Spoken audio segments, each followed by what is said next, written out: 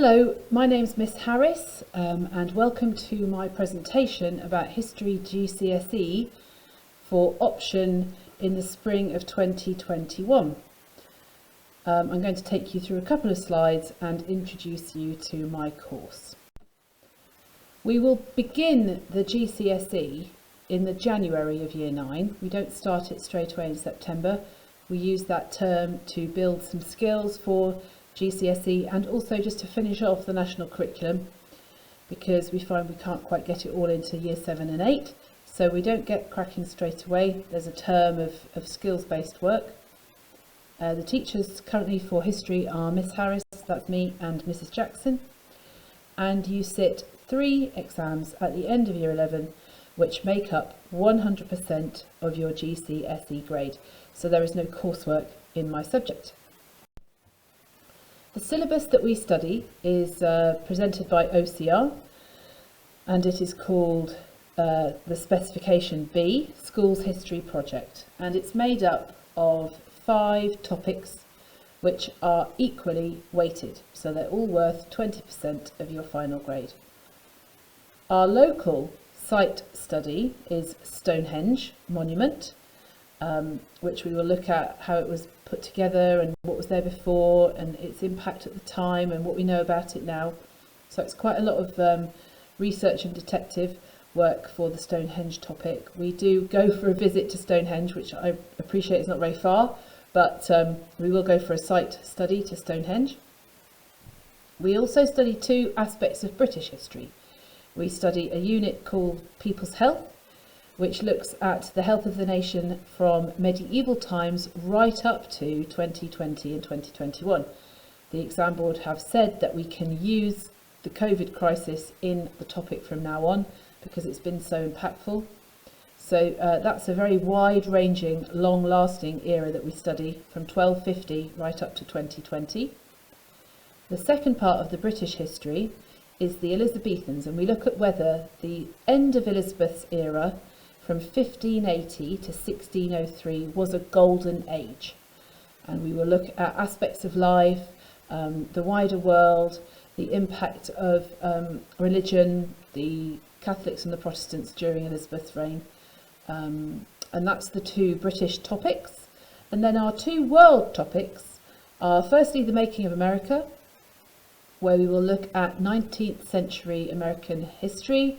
So we look at the start of the American country from its infancy, from when it was just the very first settlers on the East Coast, and then the growth of America, the impact of the American Civil War, black lives during the American Civil War, the impact on the native indigenous tribes of America, and also white settlers. A subject I've taught for a very long time, I know it very well. So that's the first world topic we study. And then the final thing we do right at the end of Year 11, the final unit that we study is the First Crusade, which is looking at the Crusaders' journey over to the Holy Land at the end of the, at the beginning of the 12th century, and the impact and aims of the Crusaders, and then what they found when they got there.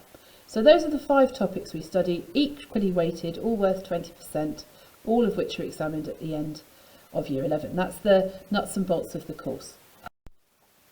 So why should you pick GCSE history? Well, it's a subject that I enjoy teaching because it is so very impactful. You learn about why the world is how it is and how we got ourselves into the situation we're in now in various parts of the world.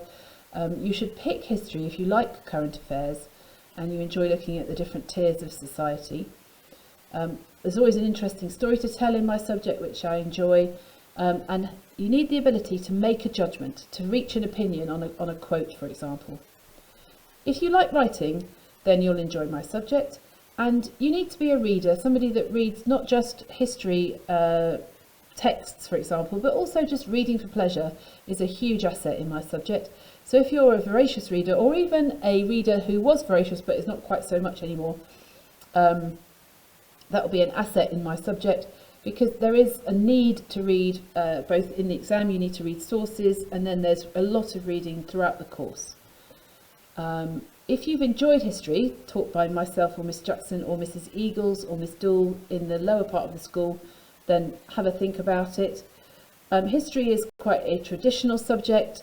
People know exactly what it means when you say you're doing history GCSE. So it's got a good reputation academically for A-level and for university.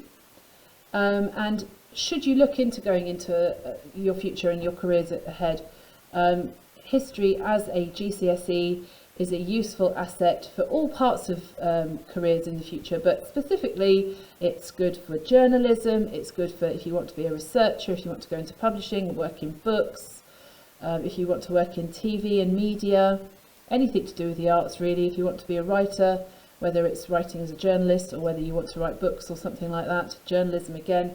So very traditional subject, well regarded as being an academic subject. If you have any questions about the option, please come and see me, or please speak to Mrs Jackson. You can email me, or you can come and see me. Students, please come and see me in school. Parents, if you want to ask me any questions, please email. I'm always available. Okay, I hope this has been helpful, and look forward to seeing you in Year 9 if you pick my subject.